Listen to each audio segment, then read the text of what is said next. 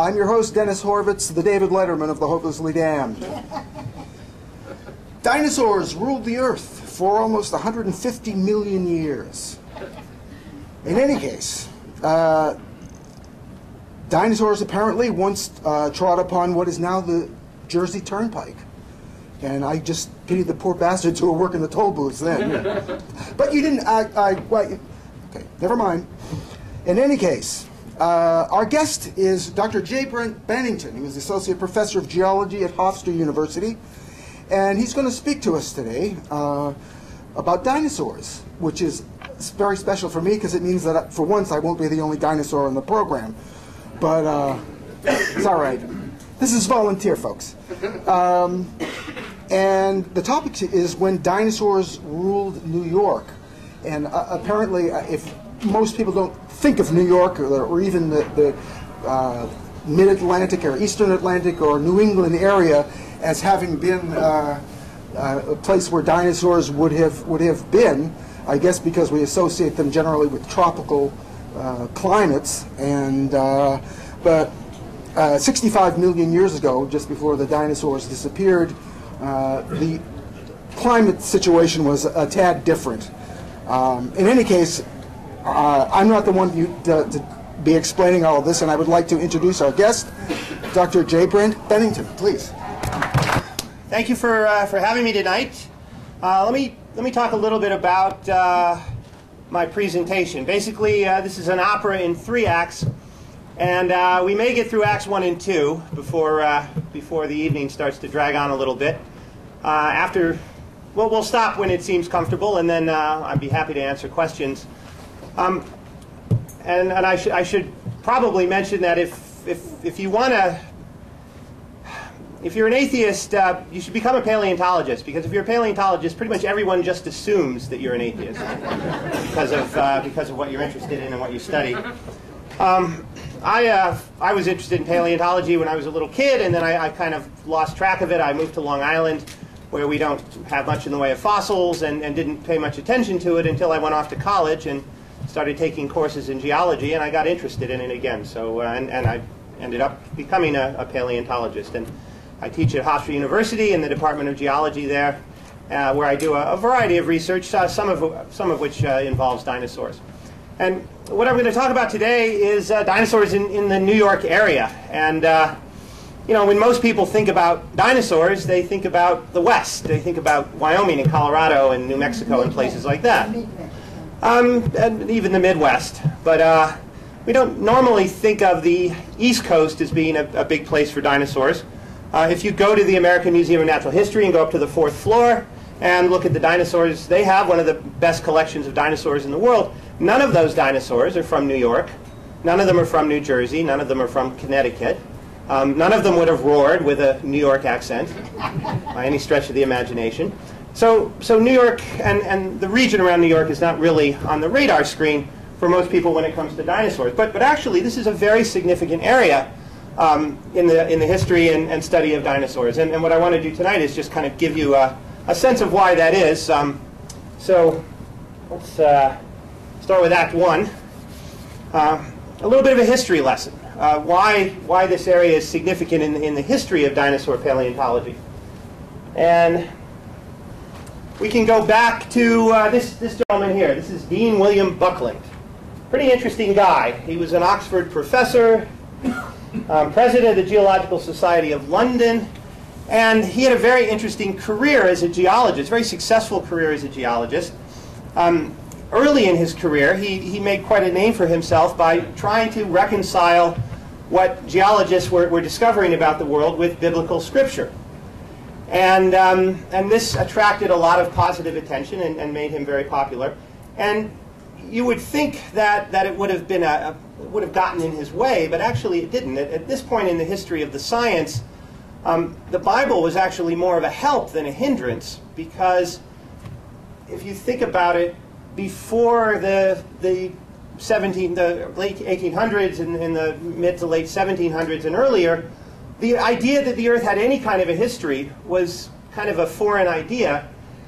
Yet the Bible provides a narrative history for the Earth, and that provided kind of a jumping off point for geologists to begin to construct a history of the Earth. And what Buckland basically ended up doing was saying, well, the words "in the beginning," that phrase encompasses this tremendous amount of time before Adam and Eve, before the modern creation, during which all of these interesting things happened and all of these creatures lived on the Earth and fossils were created and the rocks were formed. So he really made wonderful contributions to the science of geology. And he gets credit for describing the first dinosaur fossil ever. Some dinosaur fossils had been noticed by people different parts of the world going back through history, but he's the first person to dig up a dinosaur fossil. Or he probably didn't dig it up himself. Somebody probably found it in a quarry and gave it to him. But he was the first person to take a dinosaur fossil and describe it and really recognize it for what it was, the remains of a big lizard. And that's what he called it. He called it Megalosaurus, which is Latin for big lizard. The Megalosaurus, or great fossil lizard of Stonesfield. And this is a segment of the Megalosaurus's jaw with some very, very large teeth poking out of it. He wasn't the only person in the early 1800s collecting dinosaur fossils. Another gentleman, Gideon Mantell, an English physician, he and his wife were avid fossil collectors. As he traveled around the country making house calls, doctors made house calls back then. While he was attending to his patients, his wife would visit local quarries and bribe the quarrymen essentially to put aside whatever interesting fossils they found. And he gets credit for describing in a publication the first herbivorous dinosaur, a creature called iguanodon, and the first armored dinosaur, a creature called Haleosaurus. Excuse me. At first he found teeth, the teeth of iguanodon, and then later on his quarrymen came up with a partial skeleton. Mantell gets credit for the first attempted reconstruction of a dinosaur. There's iguanodon reconstructed as a lizard. And you can see from this, what I want to point out is that these people didn't have a lot of bones to work with. They were dealing with very, very partial skeletons. The horn on the end of the nose actually belongs on the thumb of iguanodon, but he didn't know that. So where do you put a horn? You put it on the nose. Why not? This is all that he had of Haleosaurus. It's basically the tail with a few ribs and some bony armor. So by the mid-1800s, people knew about dinosaurs. They knew they were large reptiles that lived considerably far in the past, but they didn't really have a lot of them to work with, which is interesting. It's kind of amazing to me how much they were able to figure out with how little information they had. And in fact, in 1841, the preeminent zoologist of England, a gentleman by the name of Sir Richard Owen, gathered together the information that had been collected on these giant reptiles, and he published a study of British fossil reptiles and demonstrated that there were certain skeletal features in common between these things, and they deserved their own grouping. They deserved to be recognized as something that wasn't a lizard or a crocodile. And he proposed a name for this group of giant extinct reptiles, the Dinosauria. Dinosaur meaning terrifying reptile. Terrifyingly large reptile. So that's where the term dinosaur comes from. It comes from this obscure publication. The combination of characters, blah, blah, blah, blah, blah, will be deemed sufficient ground for establishing a distinct tribe or suborder of saurian reptiles for which I would propose the name of Dinosauria. So dinosaurs actually date back to 1841. When the name was invented. Now the interesting thing about this is Owen had a motive. He had an ulterior motive for inventing the dinosaur group. And his motive had to do with the fact that he was he had very complicated views on evolution. It's sort of difficult to describe. He was anti-Darwinian. He did not agree with Darwin's theory of evolution when it came out. In the 1840s, Darwin had not yet published on the origin of species. In the 1840s, Darwin was working very hard on his theory of evolution by natural selection, but he was very reluctant to discuss it with anyone except a couple of close friends and his wife. So Owen didn't know about Darwin's theory, but the idea of evolution was out there. The idea of transmutation of species, one species turning into another, was out there. And Owen sort of made a political calculation that the people he wanted to be aligned with, the sort of established order, the aristocracy and the Church of England, were against the idea of evolution. So his view was that, you know, species did change into other species, but it was part of a preordained creationist plan, and that, you know, creation was a sort of sustained, ongoing event.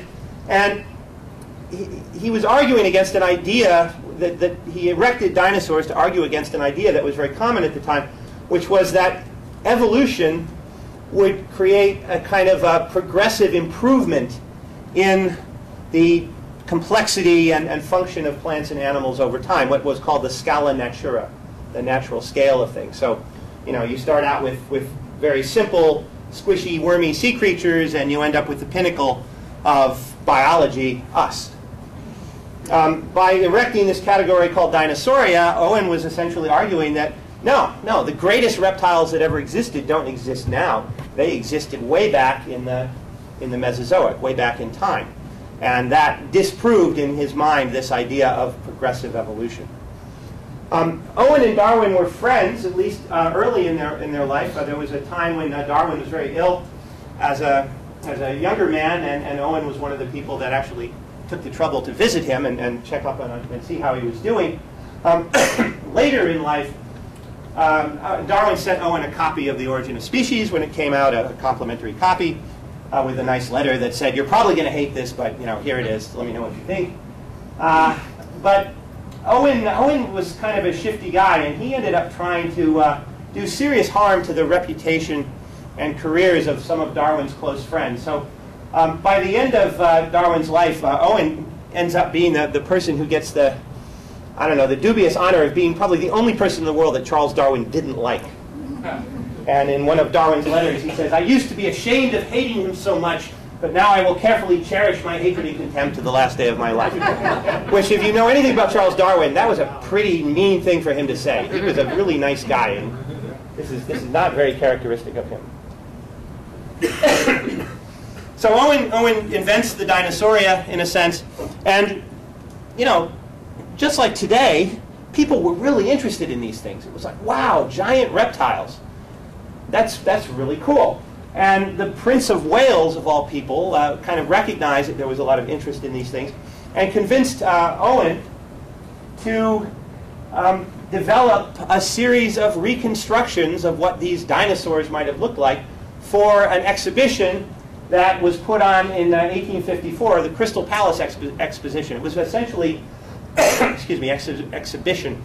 It was like a World's Fair, and it featured this enormous wrought iron and steel structure, or wrought iron and glass structure, which had displays of all of the marvels of modern technology and all of the goods produced in the British Isles.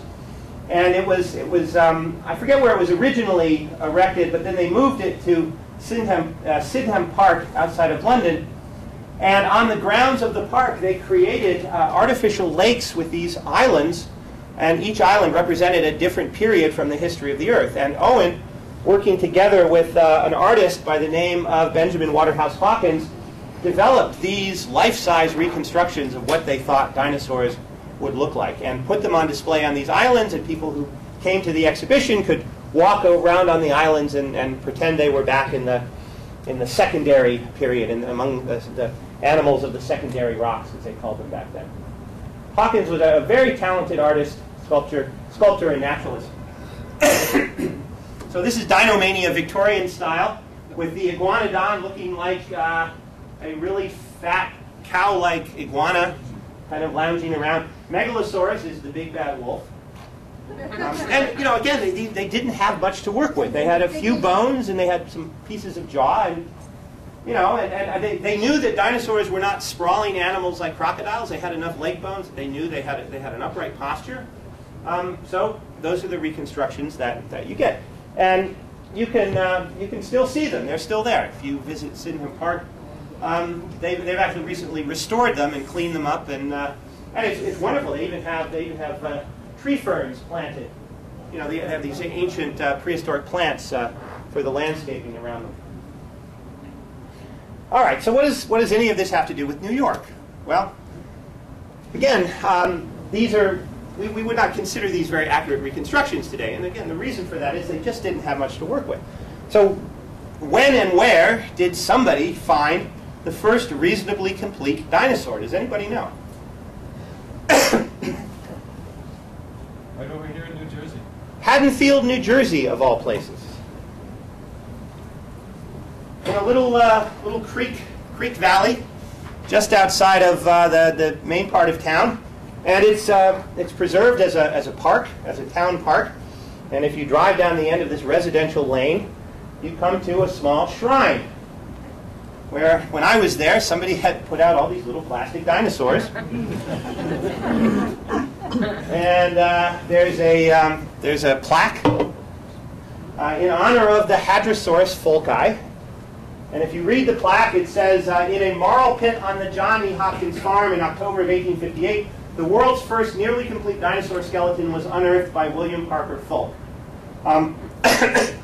Folk was a businessman who had a big interest in science and paleontology. He was from Philadelphia. He was visiting Haddonfield on vacation.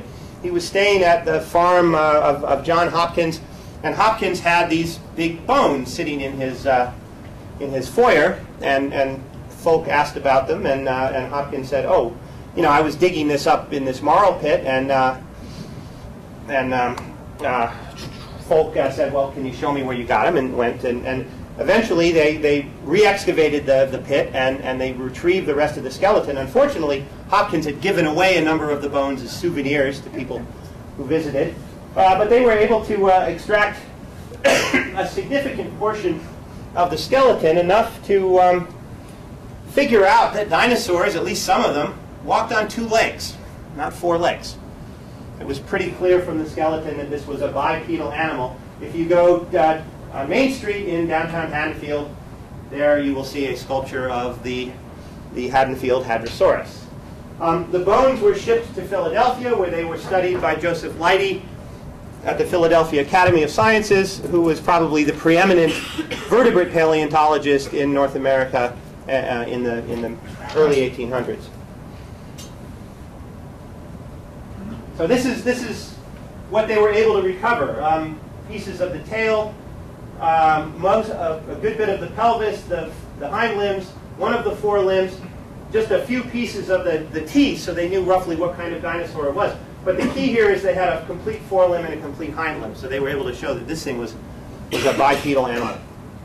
And it revolutionized the way people thought about dinosaurs. The big bad wolf went away, essentially, and was replaced by the kangaroo from hell, essentially.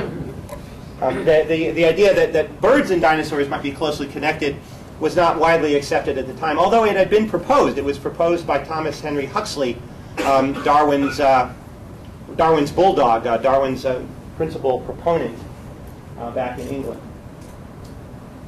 There was enough of the skeleton that Leidy was able to team up with Benjamin Waterhouse Hawkins, yet again, who was in America. He had been brought to America to create a Paleozoic museum featuring reconstructions of the skeletons and lifelike reconstructions of American dinosaurs, and the Paleozoic Museum was to be located in Central Park in New York City.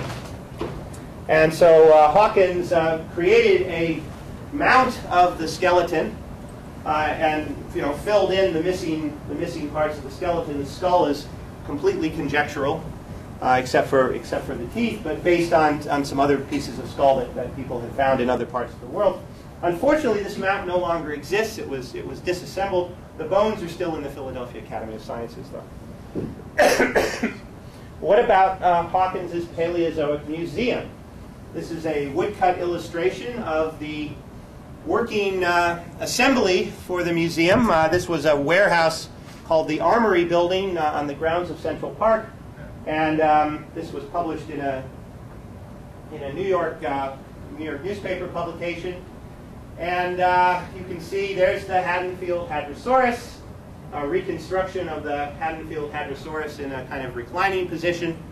sort of modeled after some, I don't know, I think this sort of looks like a deer, but kind of kangaroo-like, because probably I mean, if you think about it, you have a dinosaur that walks on two legs. What do you model it after? Well, you're not going to model it after humans. The idea that it might be bird-like is kind of out there because birds are small and they fly, and this was a big animal. So you need a big animal that walks on two legs. Well, kangaroo. That's pretty much what you're left with. What happened to the Paleozoic Museum? Well, the political administration in New York City changed, and Tammany Hall came into power. And Boss Tweed thought this was a huge waste of money. And one night, late at night, when nobody was around, a bunch of people broke into the warehouse and smashed everything up into bits. And that was the end of the Paleozoic Museum. Of course, at the very same time, across town, a group of people were meeting to establish the American Museum of Natural History. So we eventually got our Paleozoic Museum, but not on the grounds of Central Park. So that's a little bit of interesting history. New Jersey turns out to be where our sense of what dinosaurs actually look like really got its start. Part two of the presentation here is I call "Where Do I Dig?" Which is, anytime you talk to kids about dinosaurs, that's the first thing they want to know. Can I find one in my backyard? And it takes a little bit to explain whether or not that's true. In some cases it's true, in some cases it's not. What I want to do here is just give you an idea of why you would find a dinosaur in Haddonfield, New Jersey, and where else you might find dinosaurs around you. And then after that, maybe we'll pause. We'll stop for questions. So again, most people think if you want to dig up dinosaurs, you got to go out west. You got to go out to Wyoming or Colorado or Arizona, New Mexico, someplace like that. Why is that? Why are there so many dinosaur skeletons out west? Well, part of it is just the fact that it's dry out there and it's easier to see rocks. If you've never been out west, you don't know what rocks look like. Right? If you grew up out west and you've come east, your impression with the east is that there are no rocks here. There are plants and trees and dirt, but no rocks. I'm an eastern geologist. I'm quite comfortable wading through streams and looking for small outcrops of rock. And when I go out west, I'm sort of blown away by the fact that there's 12 continuous miles of rock that I can look at. But there's more to it than that. Actually, the critical thing here is that to make dinosaur fossils, you need to make sedimentary rock. You need to make layered rock. To make layered rock, you need mountains. You need to build a mountain range and have it erode away. Because when a mountain range erodes away, those mountains turn into sand and mud, and that sand and mud gets washed out across the continent. It accumulates and it traps fossils. And it just so happens that during the Mesozoic era, dinosaurs evolved towards the end of the Triassic period, about 215 million years ago, and they persist for 150 million years. The ones that didn't evolve into birds go extinct about 65.5 million years ago. And during this interval of time, called the Mesozoic era, the western part of our continent was having a continuous series of collisions with chains of volcanic islands, with small continental land masses, and each time something smashed into the edge of western North America through the process of plate tectonics, a mountain range rose up and then eroded away and created lots and lots of layers of sedimentary rock, trapping dinosaur fossils. So you have the Nevadan mountain building event, or orogeny, the severe orogeny, the Laramide orogeny. So through the late Jurassic, from the late Jurassic to the Cretaceous, we keep making mountains and we keep eroding them away. And what happens when you build a mountain range? Well, the mountains rise up, and as you kind of compress the crust and pile it up to form a mountain range, it's kind of like dropping a bowling ball on a mattress. Right? You take a big heavy bowling ball, you put it down on a mattress, what happens? The bowling ball sinks into the mattress. It depresses the mattress around it. The bowling ball sticks up above the mattress. You don't want to sleep over the bowling ball because it's lumpy. Right? So it's sticking up above the level of the mattress, but at the same time it's warping the mattress around it. Well, mountain ranges do the same thing. A rising mountain range sticks up above sea level, and it creates a depression on either side. And if one of those depressions sits on the continent, that depression ends up filling up with all of the sand and mud that's eroded off of these mountains. And you make thousands of feet of layers of sedimentary rock. And all the time this is happening, dinosaurs are running around, living in the floodplain environments, living in the upland forests. Herds of dinosaurs trampling around. A big rainfall event happens. A river floods. Dinosaurs try and cross the river. They get washed away. They drown. Their bodies get buried in the sandbars, and they become fossils. So this is the perfect situation for making fossils. You need to make mountain ranges to make lots of fossils. What about the East Coast? Well, this is a geologic history of the New York region, of the eastern margin, the eastern side of North America. And we made a big mountain range here about 1 billion years ago, which created the Fordham gneiss, which is the stripy rock you see when you drive up sort of the spine of Manhattan and cut over to the Tappan Zee Bridge. We had a big mountain building event back about 450 million years ago, which created all the rock you see in Central Park, the Manhattan schist, and the rock you see in the southern part of the Bronx. Another big mountain building event in the Devonian, which created the Catskill Mountains, or the rock of, I should say, the rock of the Catskill Mountains, not the mountains themselves. And then one more big mountain building event towards the end of the Paleozoic, and then that was it. So on the East Coast, the eastern side of the continent, all of the big mountain building events that would have made lots of nice dinosaur fossils happened before there were any dinosaurs to fossilize. That's the way it goes.